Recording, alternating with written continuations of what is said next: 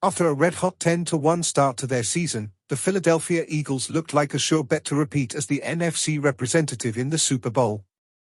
Only, that didn't happen. Instead, NFL fans witnessed a rapid decline, with the Eagles losing 5 of their last 6 regular season games, sending Philadelphia into the playoffs on a cold streak.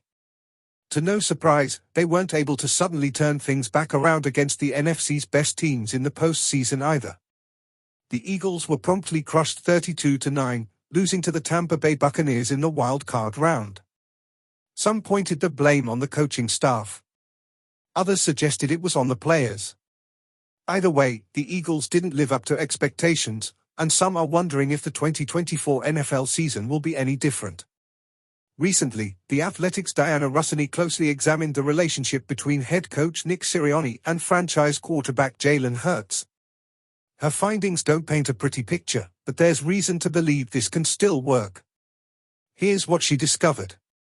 According to Diana Russini, the chemistry between Nick Sirianni and Jalen Hurts needs improvement.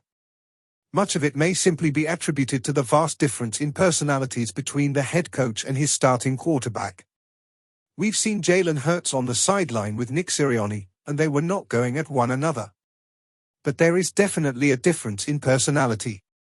The way I would describe it, the relationship is still a work in progress. Last year there was some disconnect between them, due to their personalities. Nick, we've seen, is a very emotional guy. Jalen is a very private guy. They are different human beings, which is fine. You don't all have to be the same, but you do have to be on the same page when it comes to what you want to do on offense. Diana Russini on Philadelphia Eagles. She also adds that Sirianni is a conservative play caller, and that never goes over great with a franchise quarterback. The Eagles' late-season collapse was so ugly that some wondered if it could cost Sirianni his job. But Russini confirms that the Eagles coach was never really in danger because of what he accomplished the previous season. Okay, that's fine, but it doesn't mean Sirianni isn't entering the season on the hot seat in 2024. This is the exact sentiment Russini closes with.